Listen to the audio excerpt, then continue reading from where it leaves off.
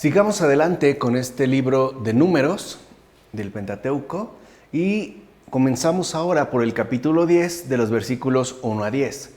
El Señor habló a Moisés diciendo: «Hazte 2 trompetas, las harás de plata forjada, y te servirán para convocar a la comunidad y para poner en marcha el campamento». El campamento, ya como hemos escuchado, se pone en marcha mediante 2 trompetas, ya que el pueblo es llamado a armarse con la fe mediante los 2 preceptos de la caridad. Es decir, para ponerse en marcha realmente en este mundo, según las indicaciones de Dios, uno tiene que ir bien armado con los 2 preceptos de la caridad, es decir, el amor a Dios y el amor al prójimo, siempre de manera conjunta e inseparable. En efecto, se manda que se hagan de plata para que las palabras de los predicadores brillen con el resplandor de la luz, y así nada oscuro que haya en ellos confunda la mente de los oyentes. O sea, los predicadores, que es básicamente cualquier cristiano, porque cualquier cristiano está llamado a predicar su fe en base no solo a sus palabras dichas o a lo que suele mencionar, sino sobre todo en base a su modo de vida, tanto exterior como interior. De tal forma que tiene que destacar por ese resplandor de luz que emerja a través de lo que diga, de lo que exprese, de lo que manifieste. Además, deben de ser forjadas. Fíjense, ¿qué es lo que pidió el Señor? 2 trompetas de plata forjadas. Porque es necesario que quienes predican la vida venidera crezcan con los golpes de las tribulaciones presentes. O sea, no es que se dé de una manera suave. Sabemos que esta vida ciertamente es difícil y es sumamente complicada. Por eso se habla incluso de los golpes de la vida. Bueno, no es que nos haya atacado la mala fortuna, es simple y sencillamente que el Señor nos está forjando como estas trompetas que deben destacarse, como les dije, llevar por característica el resplandor de la luz en base a las palabras dichas. O sea, tanto en el decir como en el mostrar, tanto en lo que decimos como en lo que mostramos. O sea, tanto en nuestro nivel discursivo como en nuestro nivel vivencial. Así pues, cuando la palabra de la predicación actúa con precisión y acierto, los corazones de los oyentes se encienden con ardor frente a los ataques de las tentaciones y se ponen en marcha hacia la virtud, como afirma Paterio en la explanación a Números. Y ahí se puede ver uno de los rasgos fundamentales de la verdadera predicación. La verdadera predicación no es que endulce el oído, es que el verdadero predicador mueve los corazones. Y los mueve de tal manera que por una parte los enciende con ardor y eso les permite, este ardor, rechazar o hacer frente a todos los ataques que provengan, en este caso de manera directa, de las tentaciones. Pero les permiten hacer frente a estos ataques para que a continuación el alma misma, esta alma humana, se pueda poner en marcha hacia la virtud. Es decir, hacia el camino que Dios le ha indicado en términos de salvación. Es donde se ve el adecuado predicador. Si no, sería pura retórica. O sea, si nosotros nada más estuviéramos hablando de un discurso embellecido, pues sí, puede ser retóricamente correcto o retóricamente admirable. Pero si no causa una verdadera conmoción en el interior, si no enciende el corazón humano, tanto para rechazar por una parte los ataques de las tentaciones como para adquirir la capacidad de ponerse en marcha hacia la virtud, no puede hablarse realmente de una predicación. En todo caso, les digo, sería una retórica, un recurso retórico, un discurso embellecido, pero no necesariamente la predicación. Por eso es tan fundamental tomar en cuenta este símbolo que nos presenta a través de las 2 trompetas de plata. Capítulo 10, versículos 11 a 32. Sucedió que el día 20 del mes segundo, del año segundo, la nube se elevó de encima del tabernáculo del testimonio. Los hijos de Israel se pusieron en marcha para salir del desierto del Sinaí. Moisés dijo a su suegro Jobab, hijo de Reuel, el madianita: «Nosotros nos dirigimos al lugar del que dijo el Señor, yo os los daré. Ven con nosotros y te trataremos bien, porque el Señor ha prometido bienes a Israel». Pero él respondió: «No iré, sino que me volveré a mi tierra y a mi patria». Y Moisés insistió: «Por favor, no nos abandones, pues sin duda conoces en qué lugares podemos acampar. Serías como nuestros ojos. Y si vienes con nosotros, tendrás los bienes con los que el Señor nos favorezca y te trataremos bien. Aquí se pone el énfasis en el modo de actuar de Moisés, es decir, en su respectivo proceder. En este caso, Moisés actuó sabiamente, ya que sabe que a los arrogantes, como su suegro, es mejor persuadirlos provechosamente por medio de decirles que sus obras son de mayor provecho para nosotros. ¿Dónde se ve la arrogancia del suegro? Que le dice, yo no voy, yo me voy a mi patria, ¿no? Y me vuelvo a mi tierra. Y Moisés actúa de manera sabia. Incluso le dice palabras para motivarlo, dándole un lugar ciertamente preponderante. Por ejemplo, tú serás como nuestros ojos. Es tanto como decirle, te necesitamos para que nos vayas guiando. ¿Qué sucede en este caso? Pues el orgullo se doblega fácilmente hacia el bien si se cree que su doblegamiento aprovecha también a otros. Es tanto como decir, es gracias a mí. O sea, si hay alguna manera sabia de doblegar el orgullo, cosa que no es para nada fácil, pero que Moisés sí consigue. Moisés solo buscaba hacer el bien también a su suegro. Es en lo que está interesado, en hacer el bien de manera conjunta, incluido su suegro. De hecho, no necesitaba guía alguna para el camino, ya que Dios estaba con él en todo momento. Además, no solo estaba de manera visible en la nube, también recuerden que hablaba de manera constante con él y le daba indicaciones precisas con respecto a qué hacer y qué no hacer. O sea, no es que lo necesitara, pero este varón prudente le pide ayuda a su suegro para más bien dársela. Aquí se ve el orden de la sabiduría divina. En efecto, Moisés le pedía a su suegro que fuera guía en el camino para poder él guiarlo hasta la verdadera vida. Aparentemente el suegro le va a ayudar, cuando en realidad es Moisés quien le está ayudando muchísimo más a él. Y es lo mejor que se puede hacer con un orgulloso. Involucrarlo dentro del servicio, pero a la luz de las indicaciones dadas por Dios mismo. No es por medio de un mal, sino por medio de una promoción en el bien, lo cual tiene, digamos, un efecto positivo en un alma orgullosa, como afirma Paterio en la explanación a Números. Capítulo 10, versículo 36 al capítulo 11, versículo 15. La chusma que se les había unido sintió un gran apetito, y se echaron a llorar también los hijos de Israel, diciendo, ¿quién nos dará carne para comer? Nos acordamos del pescado que estaríamos comiendo de balde en Egipto, y de los pepinos, las sandías, los puerros, las cebollas y los ajos. Pero ahora nuestra alma está reseca, no vemos nada más que maná. Y aquí hay algo interesante, ¿no? Pareciera que lo que Dios nos da es poca cosa. Es como si fuera algo insignificante, maná. Como insípido, como seco, como tedioso, como aburrido. Por el contrario, lo que parece que el mundo nos ofrece es como sustancioso y cargado en sabores, como las cebollas, los ajos, los puerros, los pepinos, las sandías. O sea, no es casual que se mencionen estas legumbres porque son de un sabor ciertamente acentuado. Incluso básicamente sabemos que la cebolla y el ajo está presente en todos lados, en todo y en todos, o sea, por su, digamos, intensidad en el sabor. Mientras que el maná pues, parecía de lo más insípido, de lo más insignificante. Veamos. El pueblo de Israel es reprendido en este caso no por desear comer carne, no es por eso, sino por murmurar contra el Señor, es decir, por rechazar la comida que tenían como si fuera poca cosa. Por eso les decía, a veces nos puede resultar que lo que el Señor nos ha concedido es poca cosa, ¿no? O sea, las gracias recibidas como que no es suficiente, como que extrañamos los pepinos, las sandías, los puerros, los ajos, las cebollas, o sea, todo lo que el mundo ofrece y no tenemos, o por lo menos no todavía, como si lo que Él nos diera fuera ciertamente insignificante, de muy poca valía.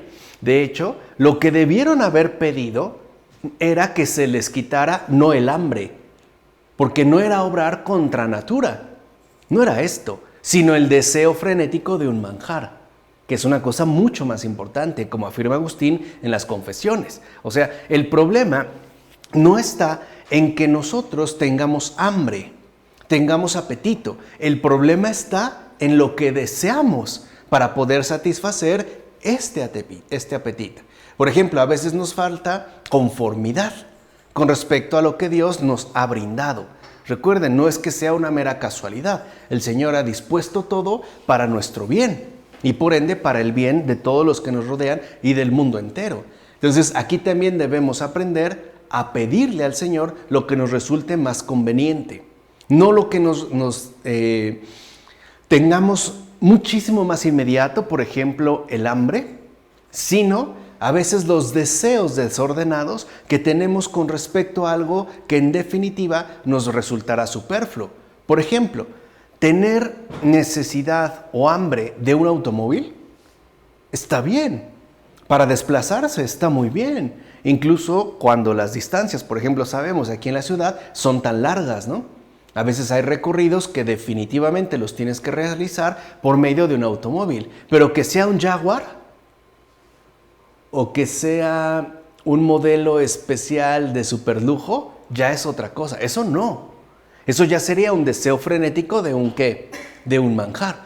Por eso no es casual que San Agustín insistiera muchísimo en la diferenciación entre lo necesario y lo superfluo. Porque para el gran San Agustín, cuando esta diferencia entre lo necesario y lo superfluo no está bien establecida, a lo que da pie es a una multitud de injusticias.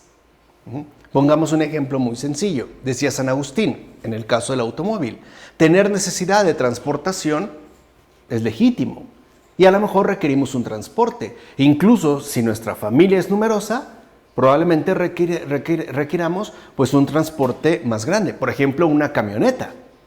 Pero si solo quiero una camioneta enorme para mí, para traer el estéreo a todo volumen, ya es algo netamente superfluo. Ya sería el deseo frenético de algo innecesario, en este caso no de un manjar. Tener hambre, pues es muy común. Querer comer langosta de Maine, bañada en mantequilla de no sé qué lugar, cubierta con caviar de no sé qué, eso es una cosa muy diferente. El problema no es el hambre. El problema es el deseo desordenado que a veces nosotros tenemos en relación a nuestras reales necesidades. Una cosa es tener ganas de comer algo, ¿no? Y otra cosa es tener necesidad de comer. Serían cosas, en este caso, distintas. ¿O acaso no sabemos que los israelitas, para su perdición, lanzaron peticiones según su concupiscencia? Recuerden que la concupiscencia, ya la habíamos mencionado, no se refiere únicamente al ámbito de la sexualidad. Se refiere a este deseo desenfrenado porque todo sea según nuestro propio gusto y exigencia. Esto también es concupiscencia. O sea, la concupiscencia se refiere a la autosatisfacción. Cuando queremos que todo nos satisfaga completamente. En efecto, deseaban comer carne los que recibían maná del cielo. ¿Qué mejor alimento se puede pensar? Además, si es algo que Dios me ha dado, pues tendría que ser lo mejor de todo. ¿Por qué lo vemos como si fuera tan poca cosa? Como si fuera tan irrelevante. Es decir, les asqueaba lo que tenían y descaradamente pedían lo que no tenían. A veces así también nos pasa a nosotros. Nos fastidia lo que tenemos y pedimos y anhelamos lo que no tenemos, como si lo que ya hemos adquirido fuera ciertamente insignificante, como si no fuera mucho mejor pedir la curación de su fastidio que desear cualquier manjar. O sea, el problema está en el desorden interior que no nos permite captar lo esencial. Por ejemplo, no el deseo frenético de un manjar, sino la anulación plena, es decir, la curación de este fastidio que nos puede estar aquejando. De hecho, puede ser que nos sintamos fastidiados con lo que Dios nos ofrece. Bueno, lo que hay que pedir no son cosas distintas para obtener la plena autosatisfacción, o sea, según los criterios de la concupiscencia. No, lo que mejor habría que pedir es que el Señor nos aparte este fastidio, de tal forma que podamos ciertamente, ¿no?, recibir y agradecer todo lo que Él nos concede. Cierto, cuando a nosotros nos deleita el mal, y nos asquea el bien, antes debemos pedir a Dios la delectación en el bien que la concesión del mal, como afirma Agustín también en el tratado sobre el Evangelio de Juan. Y aquí hay una clave fundamental. Sí puede ser que nos asquee el bien. Hay personas que de repente hasta se fastidian de hacer el bien, o ya se sienten molestos por hacer el bien.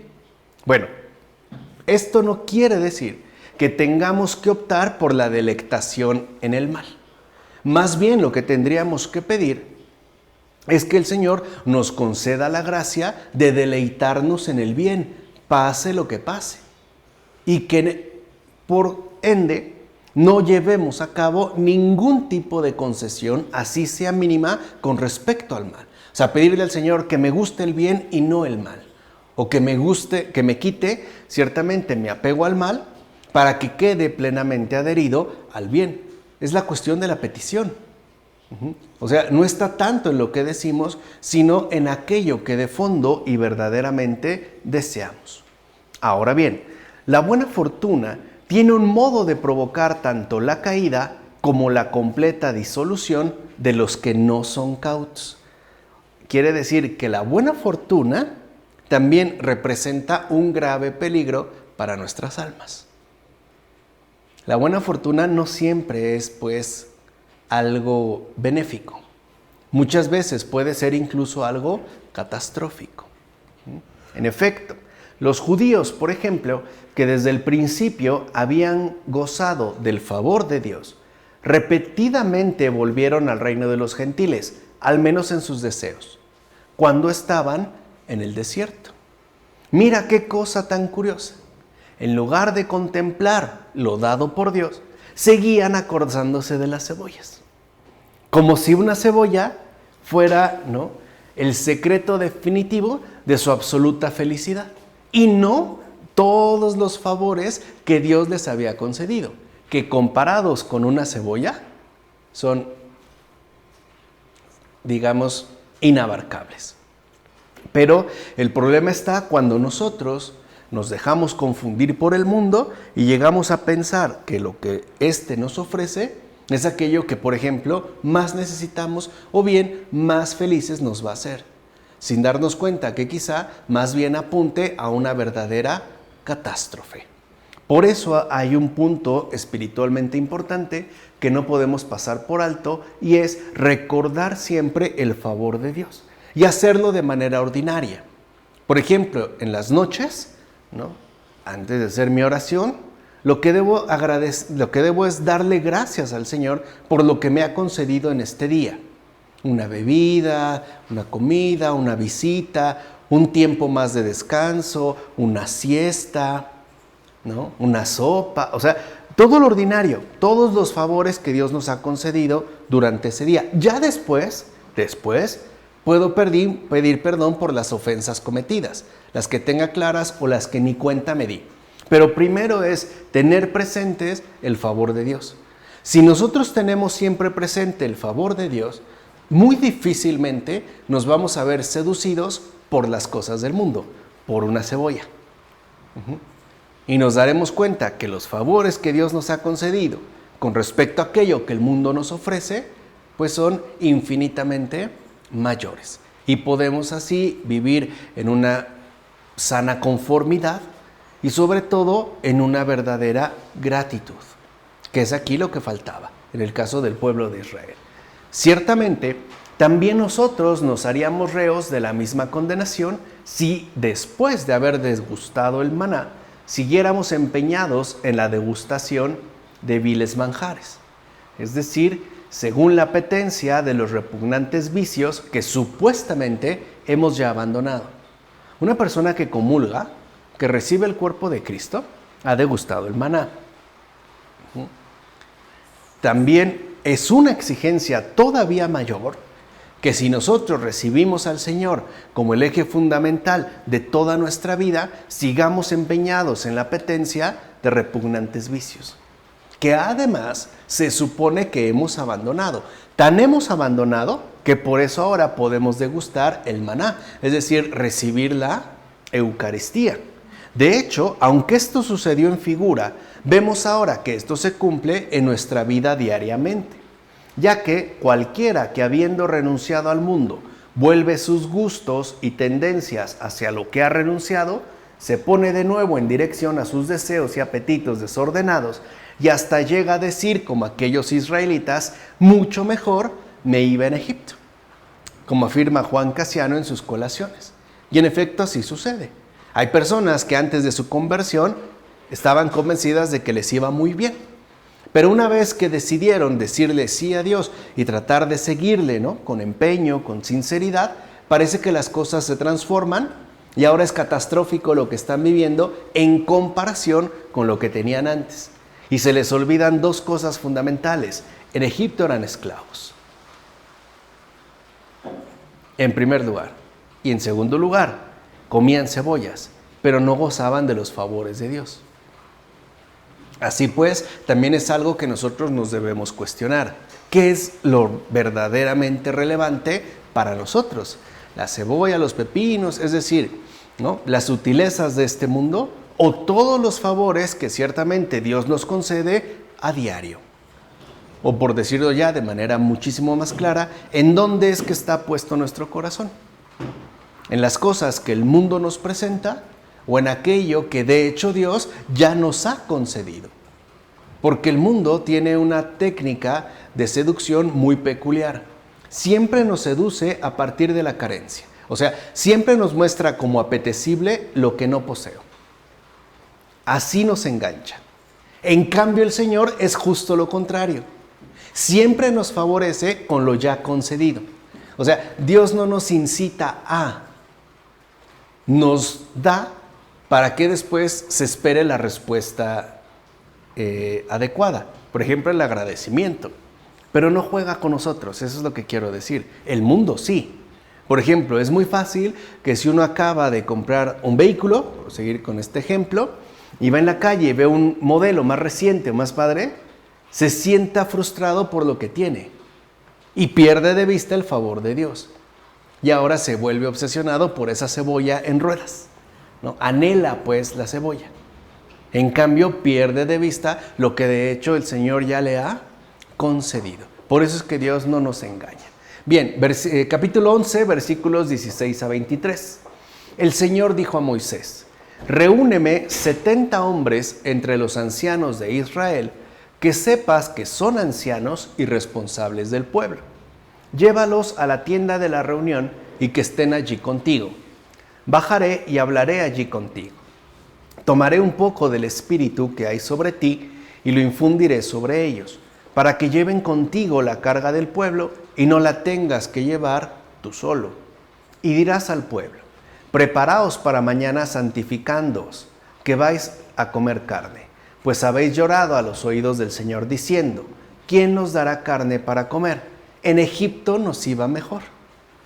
¿Por qué Moisés tiene que cerciorarse que sean ancianos los que escoja?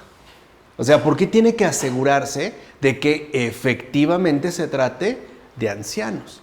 ¿Acaso no basta la simple vista para darse cuenta si se trata o no de un senil, es decir, de un viejo? ¿Por qué insiste la Escritura que se cerciore de que sean ancianos? ¿No bastaría con verlo? Creo que basta, ¿no? La vista para ver si se trata de un senil. Bueno, no necesariamente, ya que hay que discernir si en efecto se trata o no de una persona cuya alma se encuentra en estado avanzado de crecimiento en la virtud. Esa es ancianidad. Porque cuando nosotros relacionamos la ancianidad con el mero transcurrir de los años, en realidad a lo que nos estamos refiriendo es a la decrepitud.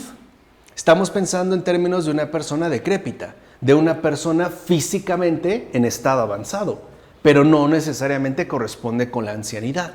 Por eso, antiguamente, los ancianos eran los depositarios de toda una sabiduría y no necesariamente tenían que ser los más decrépitos, o en todo caso los más seniles, aunque por lo regular coincidía, pero no necesariamente tendría que ser así.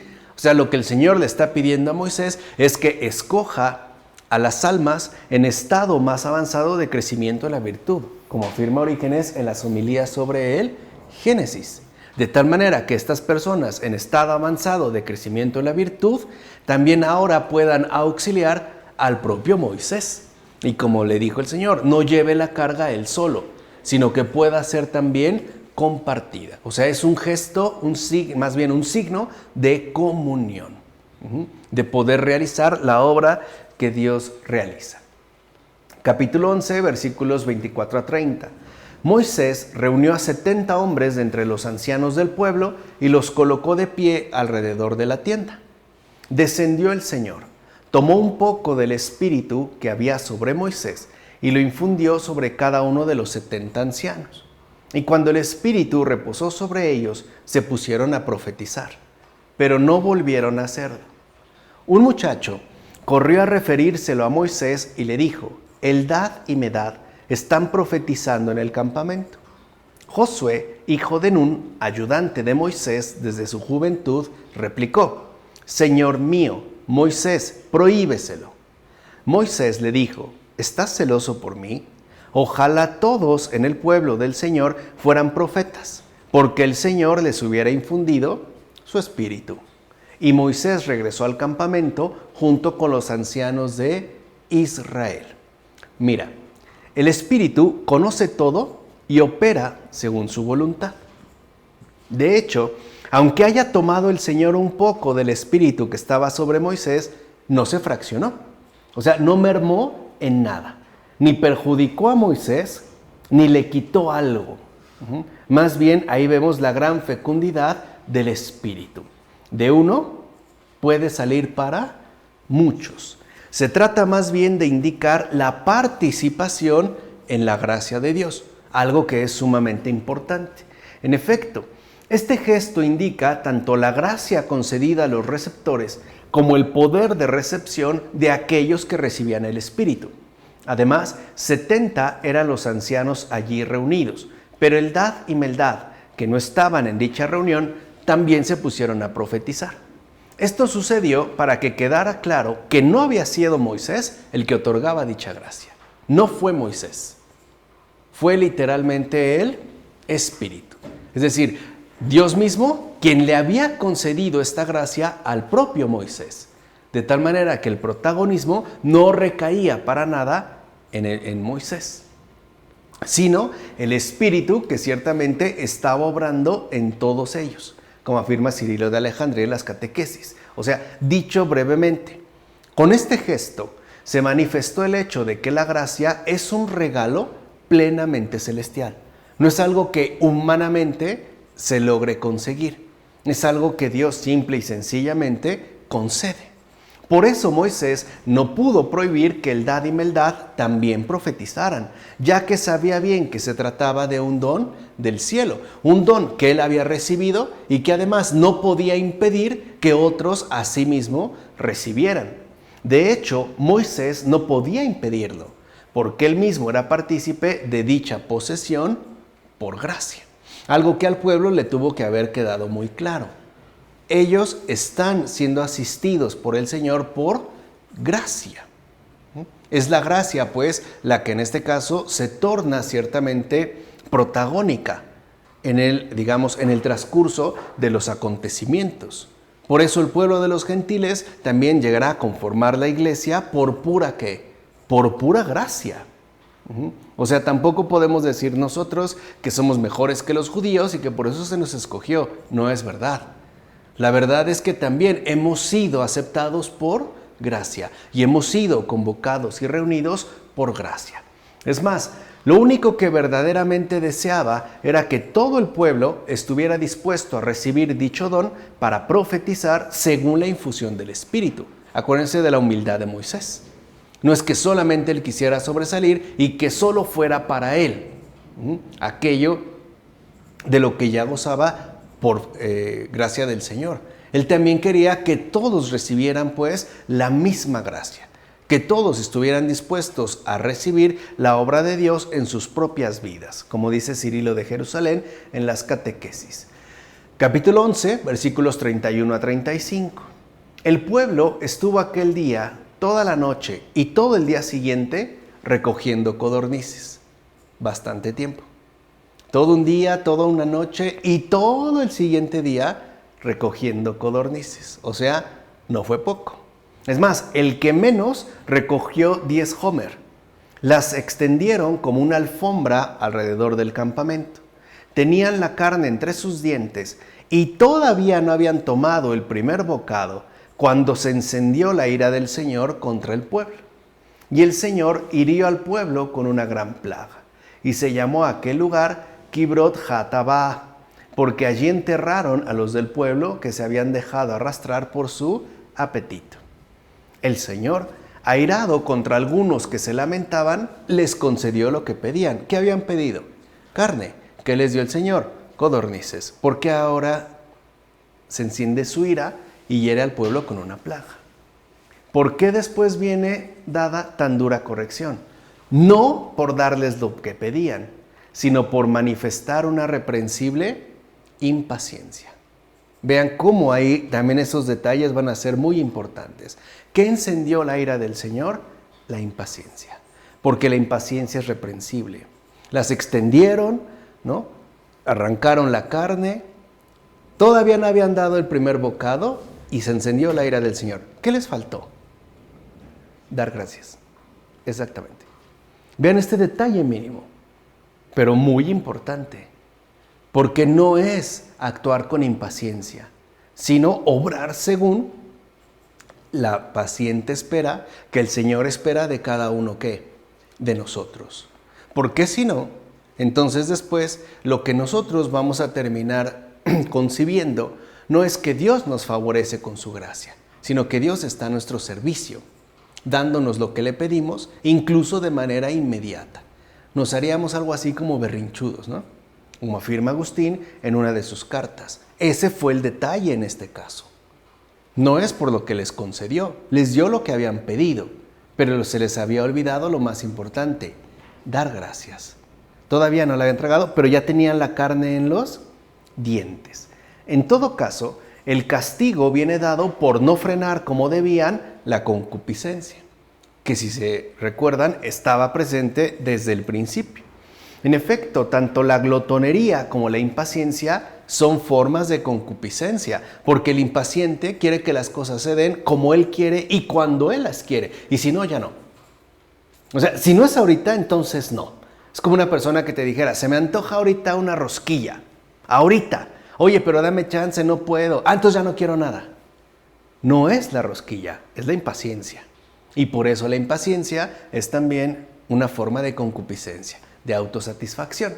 Por eso el Señor va a corregir también este defecto, ya que aquellos que permanecen en tal desorden ciertamente acaban en la tumba por imprudencia.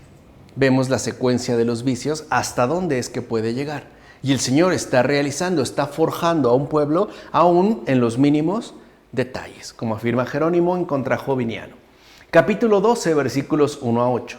María y Aarón murmuraron contra Moisés por causa de la cusita que había tomado por esposa, pues se había desposado con una mujer cusita, es decir, una extranjera. Y dijeron, ¿acaso el Señor ha hablado solo con Moisés? ¿No ha hablado también con nosotros? Y el Señor los oyó. Pero este hombre, Moisés, era muy humilde, más que ningún otro hombre sobre la faz de la tierra.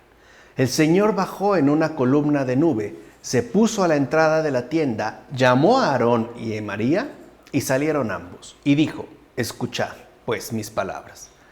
Cuando hay entre vosotros un profeta del Señor, mediante visiones yo me doy a conocer.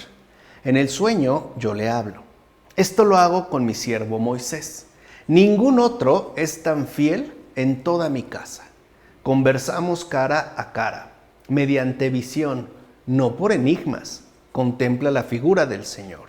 ¿Cómo no teméis murmurar contra mi siervo Moisés? Fíjense ahora, Dios ¿a quién defiende? A Moisés. Esta murmuración representa la figura de la sinagoga, la cual, ignorando el misterio de la iglesia que habría de venir, es decir, el misterio de la mujer de Etiopía, en tanto iglesia de los gentiles, murmura todos los días y envidia a aquel pueblo por cuya fe también ella será curada de la lepra, es decir, sanada de su propia incredulidad. Esto es algo importante también de entender. ¿Por qué Moisés se casó con una cusita? ¿Por qué se casó con una extranjera? ¿Qué no Dios le indicaba y le decía claramente, cara a cara, todo lo que tenía que hacer y lo que no tenía que hacer? Entonces, si Moisés lo hizo, no lo hizo por voluntad propia. Lo hizo por voluntad del Señor. No obstante, en ningún otro lugar recibe Moisés mejores alabanzas por parte de Dios que aquí. Es decir, por mantenerse fiel a Dios mismo y tomar como esposa a una etíope. Así pues, su bondad y humildad consisten en que no se opone a la voluntad de Dios en nada. Eso es humildad. En efecto, Moisés no se oponía a la voluntad de Dios en nada. Tal vez no entendía bien por qué. Pero Moisés aceptaba lo que el Señor le decía y lo llevaba a cabo, como afirma Orígenes en el comentario al Cantar de los Cantares. Y eso es a veces lo que nos falta, humildad. Humildad no es hacerse el sencillo, el poca cosa, el insignificante. Eso puede ser incluso estar como acomplejado, ¿no? Tener algún desorden por ahí interior que hay que arreglar. No, la verdadera humildad consiste en no ponerse nada a la voluntad de Dios. Si el Señor me indica esto, pues lo llevo a cabo, aun cuando para los demás resulte algo escandaloso, como ocurrió en el caso de Aarón y María. En consecuencia, Moisés era efectivamente más humilde que todos los demás, pues no murmura contra Dios, sino que sigue dócilmente todas y cada una de sus inspiraciones para dar ejemplo a los demás. Recuerden que el proceder de Dios es ciertamente misterioso y a veces pareciera, ¿no?, que las cosas que indica o que suele hacer pues son escandalosas o por lo menos difíciles de digerir, ¿no? Uno se toma su tiempo pues para ir más o menos digiriendo las indicaciones de Dios. Por eso Moisés es tan alabado por Dios, como afirma Gregorio de Niza en su diálogo sobre el alma y la resurrección, porque siendo honestos, Dios mismo ha hablado muy bien de Moisés. Incluso lo ha exaltado y lo ha puesto por encima de todos los demás.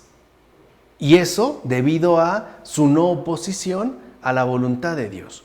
Ahora bien, la alabanza dirigida a Moisés simboliza la gloria dada a Cristo.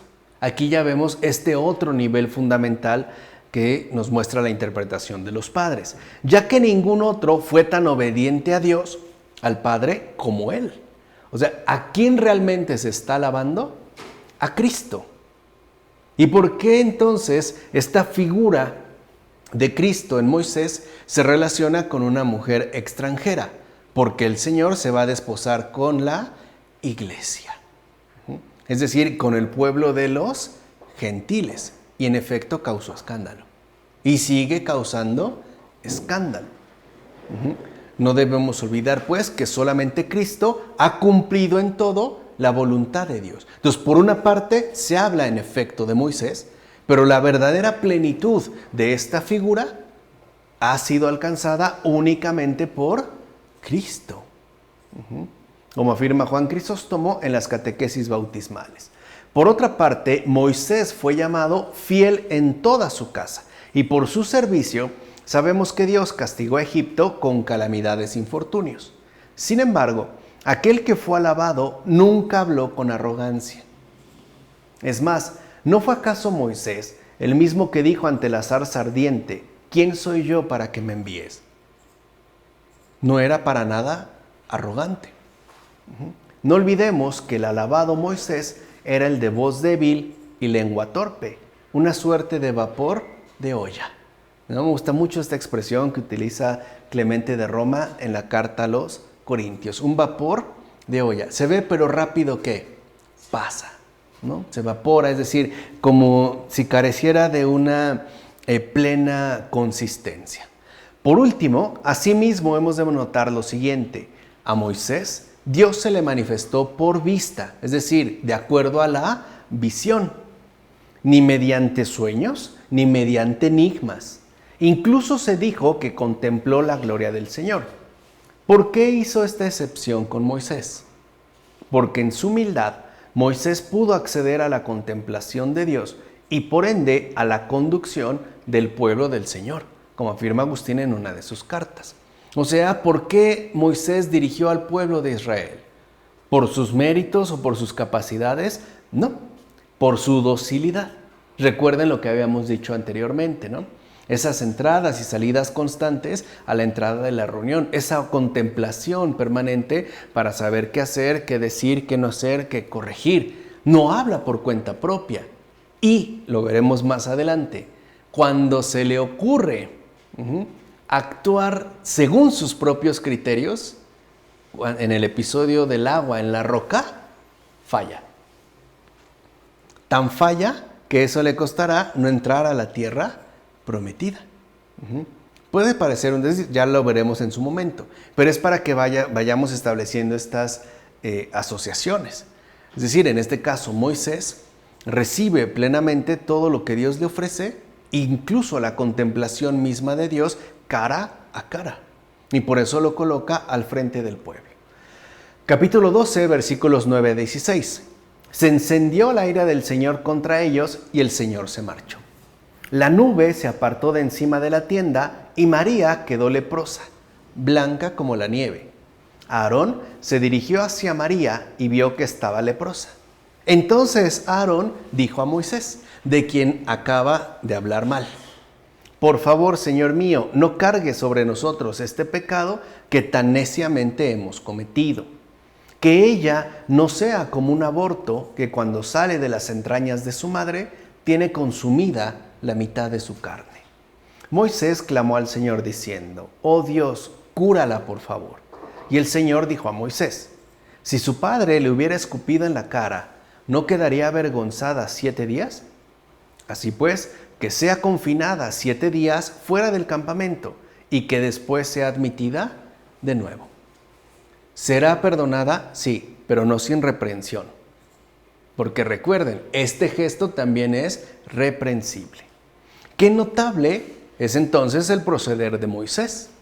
En efecto, a pesar de que María había hablado en contra de él, no pidió a Dios que tanto ella como Aarón recibieran castigo. De hecho, no consintió siquiera que de su boca brotara alguna palabra de reproche. Por el contrario, suplicó por ella sin mayor tardanza. En cuanto Aarón se lo pide, de inmediato Moisés lo hace. Pide, ruega, suplica por ella. Pues bien, qué diferente es nuestro habitual proceder, si lo establecemos justo como un contraste nítido. Ya que cuando somos insultados, ciertamente deseamos que haya venganza, o bien que por lo menos todos sepan que aquello que nos hicieron no quedará impune. Es decir, me las va a pagar. Si no ahorita, más adelante, pero me las va a pagar. O sea, puede ser que nos veamos también ciertamente movidos por esta venganza, ¿no?, ilícita. En síntesis, a diferencia de Moisés, deseamos más bien la venganza. Como afirma Juan Crisóstomo en las homilías sobre los Hechos. O sea que aquí se nos vuelve a colocar a Moisés como un modelo de vida y de prudencia. ¿Cómo debe de actuar un verdadero servidor del Señor? Alguien que conoce a Dios, que tiene trato con Él. No reaccionando, por ejemplo, con enojo, sino más bien obrando siempre con un perfil de misericordia, de compasión. Capítulo 13, versículos 1 a 24. Estos son aquellos a quienes envió Moisés a explorar la tierra. Y Moisés llamó a Oseas, hijo de Nun, Josué. Cortaron de allí un sarmiento con un racimo de uvas, y también granadas e higos, y llamaron a aquel lugar Nahal Escol. Cuando Moisés cambió el nombre de Oseas por el de Josué, dio a conocer de forma simbólica el nombre de Jesús, ya que el racimo de uvas, que es el significado de Escol, prefiguraba la pasión de Cristo. Vean, se vuelve a insistir en este caso en el Mesías sufriente. Cristo, en efecto, sería exprimido hasta la última gota. Recuerden que las uvas eran exprimidas para obtener este jugo que después se transforma en vino, como afirma Clemente de Alejandría. Entonces no es casual que se le cambie el nombre a Oseas por el de Josué, que de hecho es la forma hebrea de Jesús. Se está anunciando en este caso a Jesús. De hecho, Nunca se había pronunciado este nombre entre los seres humanos antes de ser conocido por Moisés. O sea que este cambio de nombre le fue indicado por parte de Dios. Dios le dijo a Moisés qué nombre ahora le iba a poner. Este aplica el nombre de Jesús por primera vez, en tanto hace referencia a aquel que habrían de sucederle tantas cosas hasta su muerte. Imagínense, desde ser arrancado del racimo, ser exprimido, ser triturado, ¿no? Y literalmente aniquilado, es decir, muerto. Así pues, Moisés dio a Oseas con tal nombre un privilegio precioso, mucho mayor que si se le hubiera dado una corona real, algo que al menos en español es común. En español sí se utiliza el nombre Jesús, en inglés no, por ejemplo. Aquí sí. En inglés nadie se llama Jesus, porque Jesus es solo para Jesús, el Hijo de Dios. En español sí es común el nombre de Jesús. Pero eso es un privilegio, o sea, no es cualquier cosa, no es un nombre entre nombres. Eso también digo, habría que tenerlo en cuenta. En todo caso, Oseas era el portador de la imagen de nuestro Salvador, ya que era el único que después de Moisés y después de haber concluido el culto simbólico por él transmitido, le sucedería en el mando de la verdadera religión, como afirma Eusebio de Cesarea en la Historia Eclesiástica. Y en efecto, ¿quién es verdaderamente, ¿no?, el gran director de todo el pueblo de Dios? Jesús, es decir, Cristo. Es el único que realmente sucedió en este mando a Moisés, el que realmente va al frente hasta la fecha, conduciendo a su iglesia, ¿no?, a través de todos los acontecimientos ocurridos en la historia. Así pues, puede decirse que la Santa Vid produjo el racimo profético.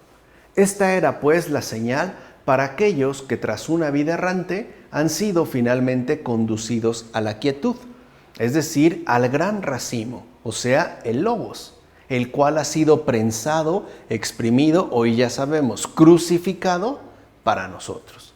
De hecho, así como la sangre de la uva madura se mezcla con el agua, es la forma en la que se hace el vino, así el Logos ha querido que su sangre se mezcle con la creación para dar paso a la salvación, como afirma Clemente de Alejandría en el Pedagogo. O sea que en estos versículos lo que nosotros podemos observar es el hecho de que se anuncia a Jesús como el verdadero Redentor del mundo, cuya pasión, ¿no?, en este caso simbolizada a través de los racimos de uvas, va a dar paso a la obra plena de la salvación. Entonces, el que muere es justamente el Salvador, el que nos ofrece y nos brinda la vida eterna.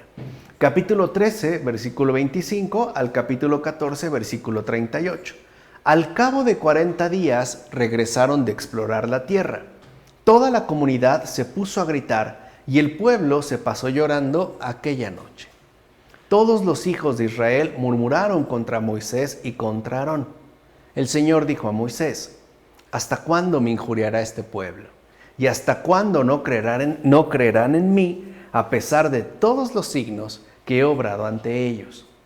Los castigaré con la peste y los rechazaré, y te daré una nación más grande y fuerte que ellos. Pero Moisés dijo al Señor: los egipcios saben bien que con tu fuerza has sacado de allí a este pueblo. Por cierto, este es algo muy hermoso, porque es una muestra clara de la oración de Moisés. O sea, aquí podemos ver cómo oraba, cómo se relacionaba al Señor, cómo se dirigía a Él. El Señor es lento a la ira y rico en piedad. Soporta la culpa y el delito, pero nada deja impune. Ya vimos, ¿no? Ya vimos.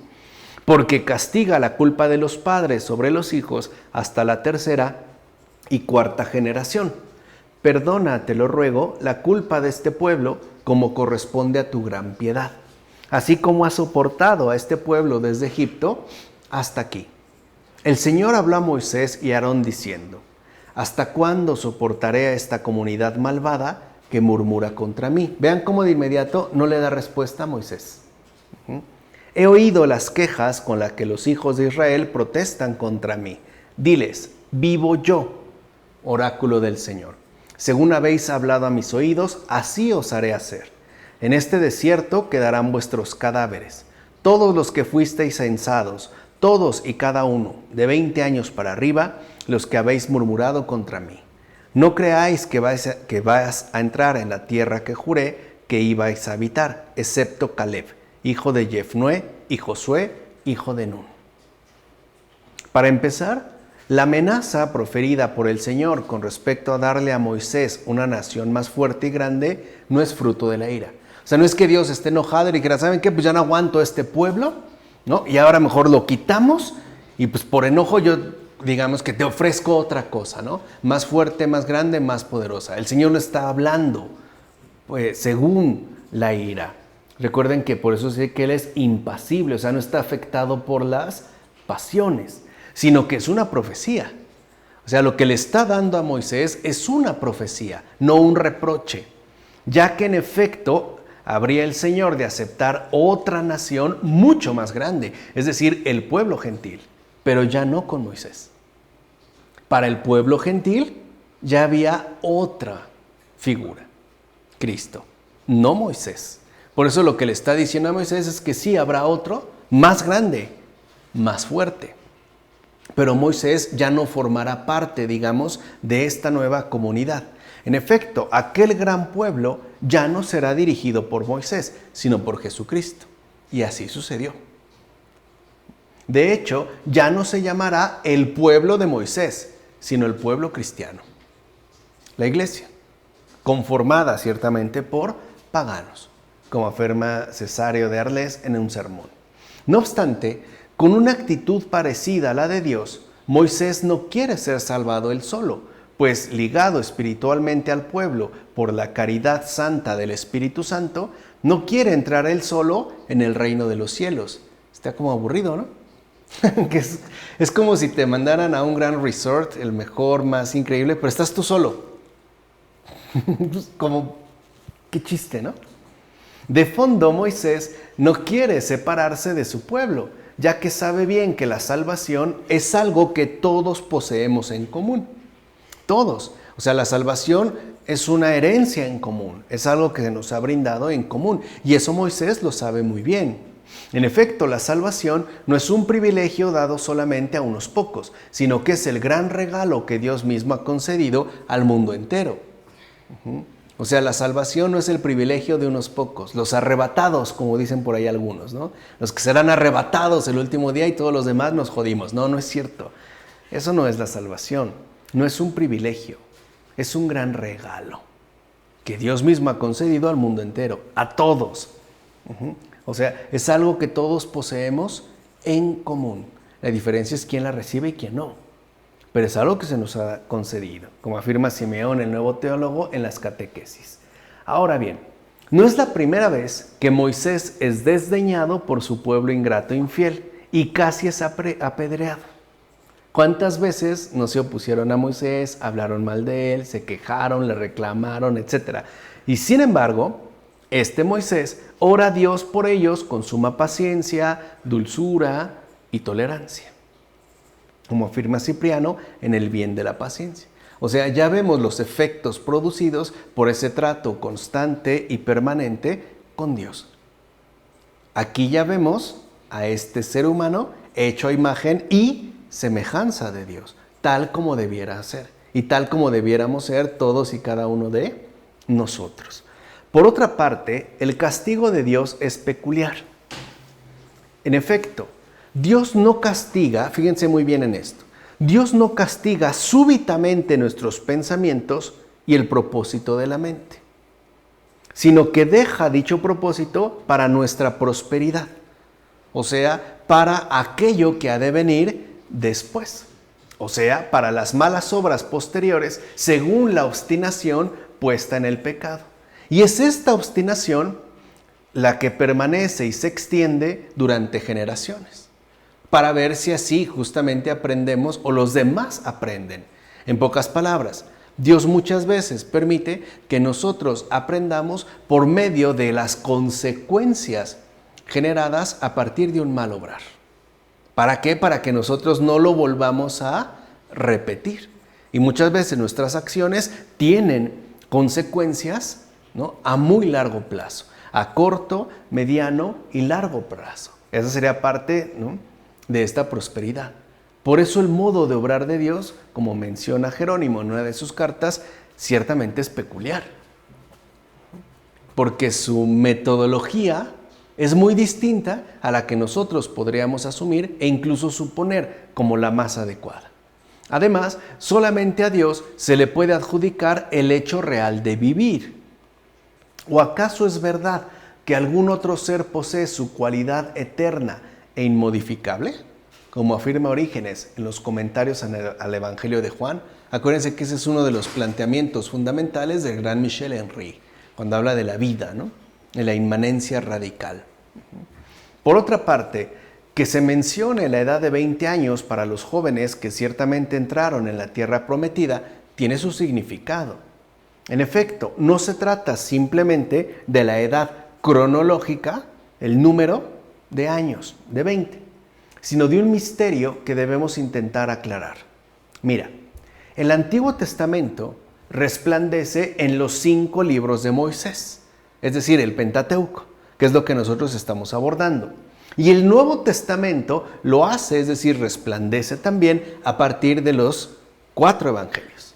Así pues, si multiplicamos ambos números, obtenemos como resultado el 20.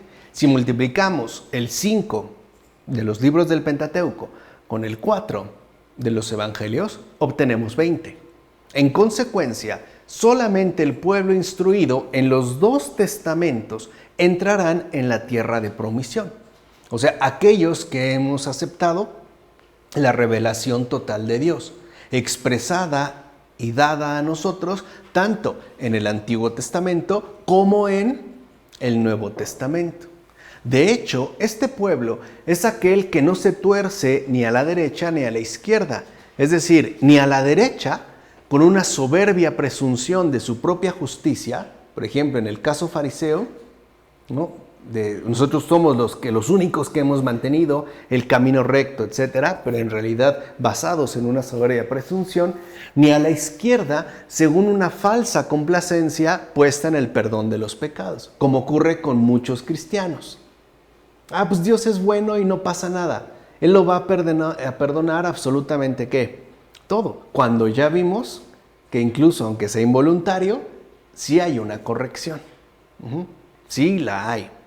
En todo caso, en la tierra de promisión ya no imploraremos el perdón de los pecados ni temeremos su castigo. Recuerden que castigo, como lo vimos ya en versículos anteriores, en pasajes anteriores, se refiere sobre todo a esta corrección que Dios mismo lleva a cabo y que además es por un bien mayor, ya que viviremos libres, aquí sí, por la gracia del Redentor, como afirma Agustín, en Sobre los méritos y remisión de los pecadores y el bautismo de los niños. Hasta aquí le vamos a dejar. Hay muchos elementos, ¿no?, como para tener en cuenta, como para seguir meditando, pero creo que son valiosas las aportaciones que los padres de la Iglesia nos han logrado transmitir.